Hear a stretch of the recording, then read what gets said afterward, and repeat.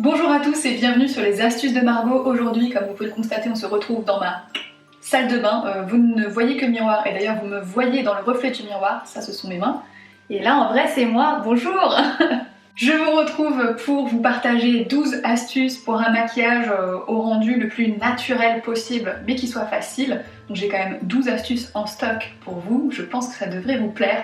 Pour information, c'est également le maquillage que je fais quand j'ai besoin de me maquiller. Donc il regroupe tous mes produits chouchous depuis des semaines, des mois, voire des années pour certains. Oui, des années. Je me maquille pas tous les jours. Je me maquille pas tous les jours parce que ça prend du temps et que j'en ai pas forcément besoin. Ce maquillage-là reste relativement rapide. Après ça, c'est plein de petites astuces différentes que vous pouvez incorporer à votre routine classique. Et si jamais cette vidéo vous plaît, n'hésitez pas à me le faire savoir en laissant un petit pouce, en vous abonnant et en activant la cloche sur toujours. Allez, c'est parti, 12 astuces, go! Et comme d'habitude, tous les produits mentionnés au cours de la vidéo sont listés en barre d'informations. La toute première astuce pour un maquillage au rendu naturel, c'est de commencer son maquillage sur une peau qui est propre et qui est hydratée. Alors le mieux c'est encore évidemment d'en prendre soin régulièrement parce que plus votre peau est nette, avec peu de boutons, peu de problèmes de sécheresse, peu de problèmes de grosses plaques de brillance qui font glisser le maquillage, et plus ça sera simple d'avoir un maquillage au rendu naturel parce que vous aurez d'autant moins besoin de couvrance et de produits sur la peau. Donc voilà, forcément si vous avez la meilleure base pour commencer, vous aurez encore moins besoin de vous maquiller par-dessus. De mon côté, en général, une fois par semaine, je fais un gommage assez doux pour ma peau et un masque derrière hydratant parce que j'ai des gros problèmes de peau sèche et réactive, donc j'ai tendance à avoir des rougeurs que vous pouvez un petit peu apercevoir sur les mâchoires. Là pour l'instant c'est tout ce que j'ai, un peu le contour du nez, mais bon ça c'est l'hiver, hein. En hiver on a tendance à plus se moucher, ça irrite la peau, ça la rend plus sèche. Et notamment le maquillage va avoir tendance à accrocher et à se voir encore plus au niveau des contours du nez. Oui, en fonction des saisons, le maquillage est à adapter, en fonction des types de peau aussi, le maquillage est à adapter. Donc moi je vais utiliser pas mal de produits crème qui sont d'autant plus agréables à utiliser que c'est l'hiver et que ma peau est sèche.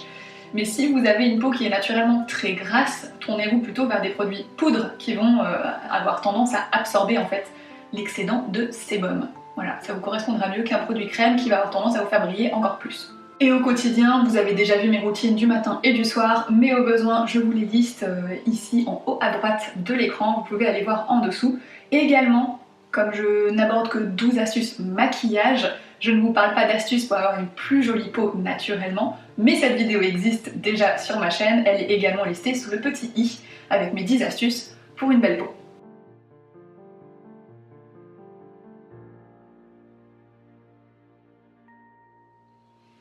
Je viens seulement de finir d'appliquer ma crème de jour et vous avez probablement vu pendant l'application ce que c'est qu'une peau réactive. C'est une peau qui va rougir immédiatement dès qu'on la touche. S'il y a du chaud-froid, elle rougit, elle tiraille facilement et on peut avoir des plaques de rougeur.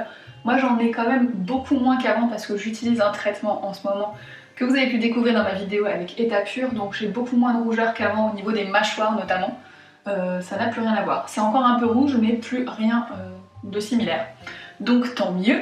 On va passer maintenant vraiment à l'étape maquillage. Mais cette base-là, elle est incontournable, les gars. Tout simplement parce que si derrière vous appliquez un fond de teint, par exemple, et que votre peau est sèche, elle va avoir tendance à absorber très vite le fond de teint et vous allez vous retrouver avec des endroits où il est beaucoup plus fixé qu'à d'autres.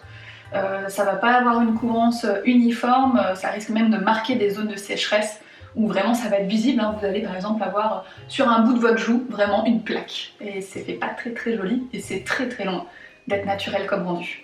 L'astuce numéro 2, et je dirais même que c'est une règle vraiment si vous voulez un maquillage au rendu naturel, c'est de ne mettre que ce dont vous avez besoin. Si vous n'avez pas besoin d'anti-cerne, n'en mettez pas. Si vous n'avez pas besoin de fond de teint, n'en mettez pas. Si vous aimez avoir les joues pas forcément rose, ne mettez pas de blush. Si vous n'appréciez pas particulièrement le rouge à lèvres, n'en mettez pas non plus. C'est pas parce qu'on voit des maquillages ultra complets avec tous les produits qui existent pour chaque zone de la peau du visage qu'on est obligé d'en avoir un dans sa trousse.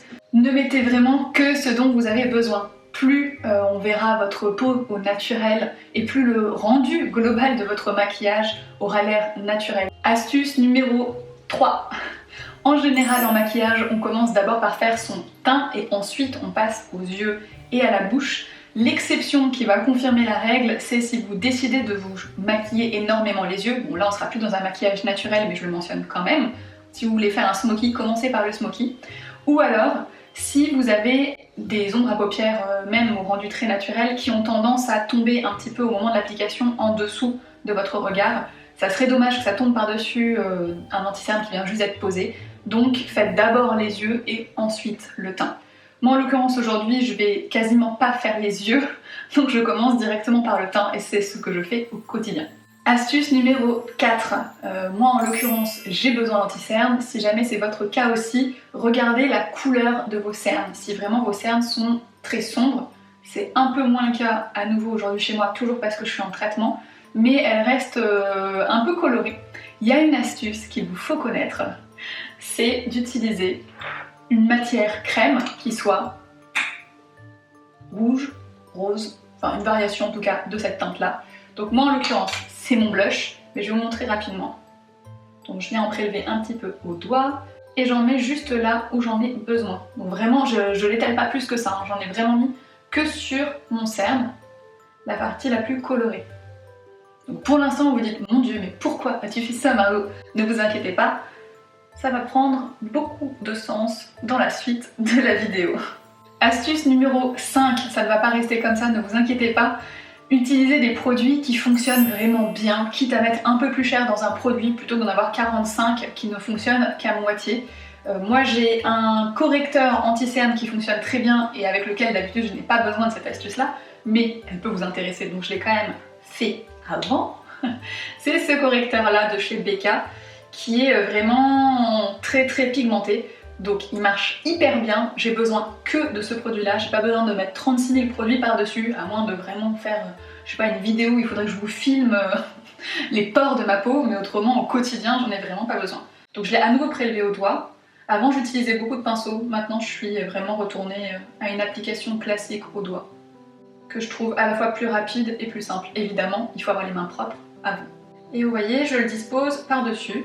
Donc je me contente de le mettre dans le coin interne de mon œil et ensuite j'estompe en allant vers l'extérieur. J'en mets un petit peu aussi au niveau de l'arcade sourcilière parce que j'ai beaucoup de veines apparentes en fait. Donc ça a tendance à assombrir le regard et à le faire paraître beaucoup plus fatigué que ce qu'il n'est déjà. Et voilà, je n'ai plus de cernes. Astuce numéro 6, on ne vient corriger et appliquer du produit qu'aux endroits où c'est nécessaire, et là je parle vraiment au niveau du teint. Si vous n'avez pas besoin de fond de teint, ne mettez pas de fond de teint. Je l'ai fait, hein, je suis pas du tout en train de vous faire un reproche, je l'ai moi-même fait à mettre du fond de teint vraiment sur tout le visage, y compris le cou, vraiment tout ça, de tartiner avec une couche fine, mais quand même une couche qui n'était pas nécessaire. Là aujourd'hui je vais vous montrer comment est-ce qu'on peut avoir un teint qui soit quand même uni, lumineux, respirant la joie de vivre et la santé avec très peu de produits en réalité d'appliquer sur le visage. Vous aurez plein d'endroits de ma peau encore visibles à la fin de cette vidéo et ça ne sera pas moche pour autant. Donc moi je viens utiliser un correcteur quick en bâton comme celui-là et je viens juste le déposer aux endroits où j'en ai besoin. Donc là j'avais une petite marque d'un ancien bouton, j'ai la rougeur autour du nez à force de me moucher. Là, j'ai une marque rouge, c'est pas un bouton, je sais pas ce que c'est. Ça, c'est un petit bouton, là aussi. Je fais le menton. J'ai pas tant de rougeur que ça, mais je viens quand même mettre une petite couche. Ça reste vraiment très fin. Et là, globalement, on est déjà plutôt bien. L'exception au niveau de l'utilisation de mes doigts au maquillage, au niveau du teint, ça va être à ce moment-là. Ça me permet juste d'aller beaucoup plus vite. C'est un vieux pinceau que j'ai depuis des années de chez Sephora et je trouve qu'en fait il estompe vraiment hyper bien. Si à la fin de cette étape vous avez encore l'impression que vous avez besoin de correction, n'hésitez pas à venir rajouter juste une pointe aux endroits en question. Donc moi j'ai rajouté un peu ici et sur le menton. Et je reviens estomper tout doucement. Et voilà pour la base de teint. Astuce numéro 7, pour le choix du blush, on essaye d'utiliser des teintes plutôt naturelles et proches de sa carnation. Donc si quand vous rougissez, vous avez tendance à partir vraiment dans des tons pourpres, partez plutôt sur ce genre de couleur. C'est rouge sur du rouge, si c'est rose sur du rose, abricot sur de l'abricot, vous avez compris le topo. Comme je vous l'ai déjà mentionné, j'utilise surtout des produits crème et en particulier en hiver, donc je reprends exactement le même produit qu'au début, qui est un produit de chez RMS, au doigt. Vous voyez, c'est un peu impressionnant hein, au début. Je souris surtout, on essaye de sourire, et on va venir en appliquer là où c'est vraiment rebondi. Donc je fais un petit point d'un côté, un petit point de l'autre. Et on revient estomper tout doucement. Et là j'étire en fait vers la tempe en remontant. Ça me permet, en tout cas sur ma forme de visage, d'avoir meilleure mine. Plus la teinte de votre blush est proche de votre carnation naturelle quand vous rougissez, et plus ça sera naturel comme rendu. Là vous voyez, j'ai déjà plutôt bonne mine.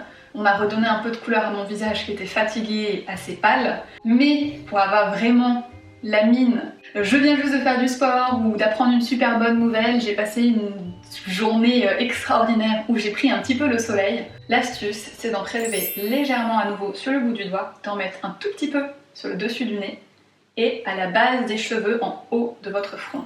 Oui. Pour l'instant, je ressemble à un clown, mais vous allez vite comprendre. Et voilà, c'est estompé. Et là maintenant, c'est réellement naturel comme rendu.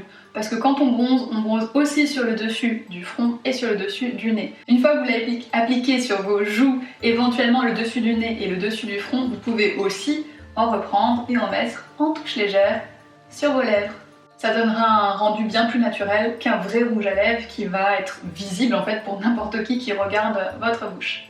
Plutôt que de passer par un bronzer ou du contouring qui ont été ultra à la mode ces dernières années, je vous recommande pour un rendu le plus naturel possible, si vous devez n'avoir qu'une seule étape, c'est de privilégier plutôt l'enlumineur ou alors un baume à lèvres, ça marche aussi. L'enlumineur, pour ceux qui ne connaissent pas, c'est une matière, à nouveau généralement crème, qui existe aussi en poudré, mais je trouve que le rendu est beaucoup moins naturel, même pour ceux qui sont les plus naturels du monde, qu'un rendu crème. La texture crème se fond tout simplement bien mieux dans la peau. Donc moi là c'est le Master Mixer qui est une teinte légèrement dorée de chez RMS, mais j'ai également dans cette petite palette qui me regroupe plein de choses super sympas. Je l'ai ici en teinte beige classique, là j'ai du bronzer et là j'ai deux blushs que je peux également utiliser sur la bouche. La dernière barre, c'est du baume à lèvres. Cet enlumineur là en fait il va vous permettre d'attraper, d'accrocher le mieux possible la lumière sur votre visage. Et donc forcément ça va vous donner un teint lumineux, même si on triche un petit peu, c'est pas grave. Et globalement vous allez avoir l'air plus fraîche, en meilleure forme, moins fatiguée. Et l'avantage de l'enlumineur, c'est que comme on va venir l'appliquer quand même sur des zones qui permettent de marquer un petit peu le relief du visage, vous pouvez sauter l'étape bronzer et contouring, qui en plus, mal faite, risque plutôt de donner un effet peau sale qu'autre chose. Le bronzer et le contouring de loin ça marche hyper bien, de près ça se voit généralement beaucoup et ça fait plutôt cracra. Donc je prélève à nouveau au doigt, waouh, quel suspense! Et je viens l'appliquer en forme de C ici. Alors vous voyez peut-être pas forcément, normal, c'est un rendu naturel. Ensuite je l'applique sur le dessus de la pointe du nez, donc pas sur la pointe, vraiment juste sur le dessus. J'ai appuyé comme ça, par au-dessus. Et sur l'arc de Cupidon, donc juste au-dessus de... je sais pas comment ça s'appelle autrement, cette partie-là, vraiment la partie supérieure de votre lèvre, juste au-dessus de l'éventuel rouge à lèvres, baume à lèvres, blush détourné que vous viendrez d'appliquer. Et une fois que c'est fait, on le laisse pas comme ça, on vient l'estomper alors avec un autre doigt ou avec un pinceau, ce que vous voulez. On vient l'estomper vers l'extérieur, dans tous les cas. J'estompe le dessus du nez, le dessus de la bouche, et l'autre côté. L'objectif c'est qu'on puisse pas avoir de démarcation. Dernier endroit où vous pouvez l'appliquer pour capter encore plus de lumière, c'est au niveau de la cassure du sourcil. Donc là j'en ai appliqué un tout petit peu et j'estompe tout de suite. J'en applique un peu et j'estompe tout de suite. Et maintenant j'ai un teint qui est plus lumineux, reposé, j'ai meilleure mine déjà, mais ce n'est pas encore fini. Tout ça ce ne sont que des astuces, vous êtes en aucun cas obligé de tout intégrer dans votre routine maquillage. Si vous ne voulez pas mettre de blush, si vous voulez juste faire une petite correction au niveau des cernes, vous pouvez tout à fait vous arrêter là. Moi, volontairement, dans cette vidéo, j'essaie de vous donner un maximum de contenu et d'informations, donc je vous montre tout, mais en aucun cas vous êtes obligé de faire toutes ces étapes. Avant de passer à l'astuce suivante, je vous l'ai mentionné très rapidement, mais à la place d'un enlumineur, si vous ne souhaitez pas en acheter un mais que vous voulez quand même un rendu naturel et un peu plus lumineux, vous pouvez mettre un baume à lèvres transparent. Faites attention seulement à ne pas trop en mettre, parce que ça risque de faire poisseux, surtout si vous faites la bise à quelqu'un. À cet endroit-là, ça risque de coller un petit peu. Et pensez quand même à l'estomper. On arrive déjà bientôt à la fin des astuces, il m'en reste déjà plus que 3. Une qui est très importante, je trouve, pour avoir un rendu à la fois naturel, mais quand même éveillé, travaillé, plus élégant, plus esthétique. L'air de rien, c'est les sourcils. Vous n'êtes pas obligé de les maquiller, moi en ce moment je ne le fais plus, c'est vraiment votre choix personnel. En revanche, ce que je vous recommanderais, c'est de les fixer quand même, pour éviter le style j'ai les sourcils qui pendouillent. Voilà. Alors pour éviter ce style-là, on va venir soit utiliser à nouveau un baume à lèvres pour fixer les sourcils vers le haut après les avoir brossés. Alors vous pouvez brosser vos sourcils avec plein de choses différentes, ça peut être une vieille brosse de mascara, une brosse spéciale qui est généralement intégrée sur des produits à sourcils justement, ou alors une vieille brosse à dents. En l'occurrence, moi j'ai un produit tout prêt qui a le produit fixant intégré. Il suffit de brosser. La règle à connaître, c'est de ne pas brosser dans le sens du poil parce que ça va avoir tendance à vraiment donner le petit côté un peu tristou de sourcil. Il faut brosser vers le haut, au moins la tête du sourcil, donc le début. Et après, bon, à vous de voir ce que vous préférez. Et ça permet vraiment d'ouvrir le regard et d'avoir l'air plus éveillé. Pour avoir l'air moins crevé que ce qu'on est réellement, avant d'appliquer le mascara, je vous recommande de recourber vos sourcils avec cet engin de torture. Bien appliqué, vous ne sentez rien du tout, heureusement. Donc il suffit de venir mettre vos cils supérieurs, je crois que j'ai dit sourcils tout à l'heure, mais c'est une erreur, hein. C'est pour les cils. Et on appuie très légèrement, alors soit vous appuyez en continu comme ça, ou alors vous pouvez venir faire des petites pressions. Ça prend 2 secondes et ça change tout. Une fois que c'est fait, on se dépêche par contre de poser le mascara avant que les cils ne retombent. Donc on l'applique tranquillement, une petite couche légère. Et l'avant-dernière astuce, c'est d'utiliser un mascara brun si on veut vraiment un rendu ultra naturel, et noir si on veut quelque chose d'un peu plus défini. Personnellement, j'utilise toujours du noir. L'important c'est de ne pas faire de pâté pour que le rendu soit naturel. Si jamais par malheur on a fait un pâté en appliquant le mascara, pas de souci, il suffit d'attendre que ça sèche et de venir pincer tout doucement l'endroit où il y a le pâté. De tirer légèrement, ne vous arrachez pas les cils, il suffit vraiment de balayer en fait et ça va partir tout seul.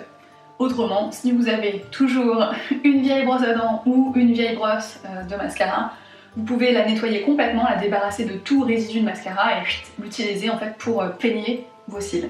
En réalité, moi je m'arrête déjà là, je ne fais strictement rien de plus que ça d'habitude, mais si vraiment vous êtes très fatigué, le regard éteint, vous êtes crevé, vous n'en pouvez plus mais vous voulez vous pimper un petit peu, vous pouvez utiliser un bronzer, n'importe quelle matière poudre cette fois, qui sera de votre carnation mais légèrement plus sombre. Donc moi je viens utiliser un beige basique, vraiment un truc super nude, et vous venez le mettre dans le creux de votre paupière, sauf si, comme moi, vous avez des yeux qui sont très ourlés. C'est-à-dire quand vous fixez droit devant vous, on ne voit pas votre paupière. Donc moi j'ai vraiment la paupière qui est quasi invisible quand je regarde droit dans les yeux d'une personne. Dans ce cas-là, on vient viser légèrement au-dessus du creux de paupière. Et voilà, on a réussi à gagner un petit peu plus en définition, mais en vrai je pense qu'on est déjà dans le superflu. Toutes les étapes précédentes suffisent normalement à vous redonner un teint un peu plus lumineux et vivant. La vraie dernière étape, normalement, ça serait de poudrer sa peau. Moi, j'en ai quasiment pas besoin. Le seul endroit où éventuellement je peux venir en mettre, c'est en dessous des yeux. Et encore, on va être dans le très léger. Donc ça, c'est une poudre 100% naturelle de chez RMS à nouveau, qui n'est pas du tout teintée, qui est extrêmement fine et qui va me permettre justement d'avoir le rendu le plus invisible possible sur la peau. Je viens la prélever avec un pinceau plat, je le tapote pour faire rentrer la poudre à l'intérieur et ensuite je tapote sous mes yeux. J'ai bien dit je tapote pour ne pas déplacer la matière. Et voilà, c'est déjà fini en ce qui me concerne. J'espère que cette vidéo vous a plu, vous n'êtes évidemment en aucun cas obligé de faire toutes ces étapes ou même de vous maquiller tout court. Je voulais juste vous partager mes astuces maquillage parce que vous me les demandez souvent. Donc maintenant que c'est chose faite, j'espère que vous êtes heureux, vous êtes contents. Si jamais vous avez des questions, n'hésitez pas à les poser en commentaire. Et si vous avez vous-même d'autres astuces pour un rendu le plus naturel possible en termes de maquillage, n'hésitez pas à les partager avec nous, avec moi. Je serais ravie d'en apprendre d'autres. J'espère que le rendu final vous plaît. Je pense qu'il y a une belle différence avant-après. On se retrouve très bientôt dans une prochaine vidéo. N'hésitez pas à me suivre en attendant sur Instagram, comme ça on a quand même le temps de discuter entre deux vidéos. Et moi je vous dis à très bientôt, mais surtout, prenez soin de vous.